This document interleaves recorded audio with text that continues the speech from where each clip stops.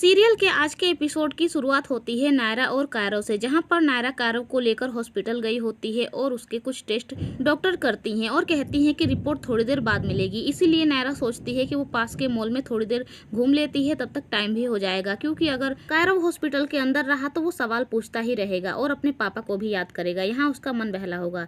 इधर वेदिका के साथ गायु भी आई होती है वंश को लेकर। इतने में ही ये दोनों मिल जाते हैं, दोनों बच्चे वंश और कायरो, और दोनों में पहले तो थोड़ी बहुत झगड़ा होता है, लेकिन फिर दोनों में फ्रेंड्स भी हो जाती है, दोनों हाथ मिला लेते हैं। तभी वंश कहता है कि देखो मेरे पास तो मेरी बिग ब्रो की फोटो है, तुम्हारे पास है? तभी कैरो देखता है कि ये तो उसके पापा हैं। वो कहता है कि ये तो मेरे पापा हैं, ये तेरे पास फोटो कहाँ से आई? जिससे वंश कहता है कि तेरे पापा, ऐसा कैसे हो सकता है, तू साबित करके दिखा सकता है? तो कैरो कहता है हाँ मैं साबित कर सकता हूँ। तभी कैरो और वंश बाहर भागते हैं तो नायरा भी उनके पीछे आती है। इधर वंश ड्राइवर से घर चलने के लिए कहता है तो वो लेकर जाते हैं और अब उनका पीछा करते हुए नायरा और लीजा भी जा रही होती है। नायरा भी ऑटो में बैठ जाती है लीजा के साथ और अब तो ये पहुंच जाते हैं गोइंका हाउस, जहाँ पर नायरा एकदम से शॉक्ड हो जाती है कि हे भगवान, अब ये क्या हुआ, मैं उसे अंदर से कैसे लाऊंगी। इधर पंडित जी भी कायरो को तिलक लगाते हैं और कायरो पापा पापा कह के अंदर घुस जाता है और वो जाकर कार्तिक के गले लग जाता है। अब सब लोग एकदम से शॉक्ड हो जाते हैं कि ये बच्चा कौन है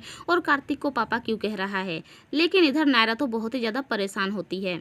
तभी कायरो कहता है कि बेटा आप यहाँ पर किसके साथ आए और कैसे आ गए? तो वंश कहता है मैं इसे लेकर आया, ये आपको अपना पापा बोल रहा था, आप मेरे बिग ब्रो हो ना, इसके पापा नहीं हो ना, आपकी तो अभी शादी भी नहीं हुई है, तो आप इसके पापा कैसे हो सकते हो? अब वंश और कायरो के बीच नोकझोंक होने लगती है कि ये मेरे पापा हैं तो ये मेरे बिग ब्रो हैं।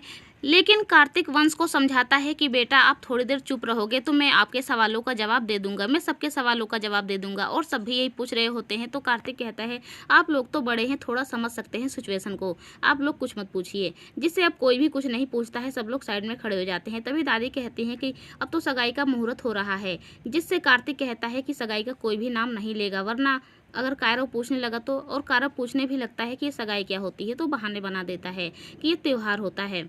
वहीं अब कायरो से मिलकर तो सबके चेहरे पर एकदम से रौनक आ जाती है, सब लोग इसे देखकर बहुत ही ज़्यादा खुश होते हैं। यहाँ तक कि ये भी कह देते हैं कि बचपन में किट्टू भी ऐसा ही था, कार्तिक भी बचपन में ऐसा ही था। तो कायरो कहता है हाँ मैं अपने पापा पर ही तो जाऊँगा, मैं बिल्कुल अपने पापा के जैसा हूँ। तभी नायरा लीजा को अंदर भेज देती है। अब लीजा को यहाँ पर देखकर कार्तिक एकदम से चिढ़ जाता है। वो कहता है कि इसकी मम्मा कहाँ है, जब तक इसकी मम्मा नहीं आएगी मैं इसे नहीं भेजूंगा।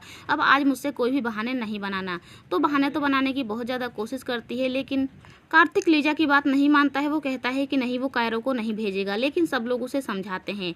तभी कायरो कहता है कि उसे भूख लगी है, तो कार्तिक उसे खाना खिलाता है और उसके बाद कायरो अपने हाथों से सबको खाना खिलाता है, सबको खाना खाने के लिए बैठने के लिए कहता है, जिससे सब लोग कायरो से बहुत ही ज़्यादा खुश हो जाते हैं। वहीं अब लीजा बहाना बनाती है कि इसकी मोम का एक्सीडेंट हो गया है, जिसकी वजह से कार्तिक को मजबूरी में इसे भेजना ही पड़ता है कायरो को। लेकिन वहीं कायरो के जाने के बाद सब लोग एकदम से उदास हो जाते हैं। वहीं अब वंश को बताया जाता है कि ये झूठ मूठ के पापा हैं, जिससे उसकी जान में भी जान आती है। वहीं अब दादी को तो ये बच्चा बहुत ही ज़्यादा प्यारा लगने लगता है। तो फ्रेंड्स, शो के आने वाले एपिसोड की जानकारी के लिए चैनल को सब्सक्राइब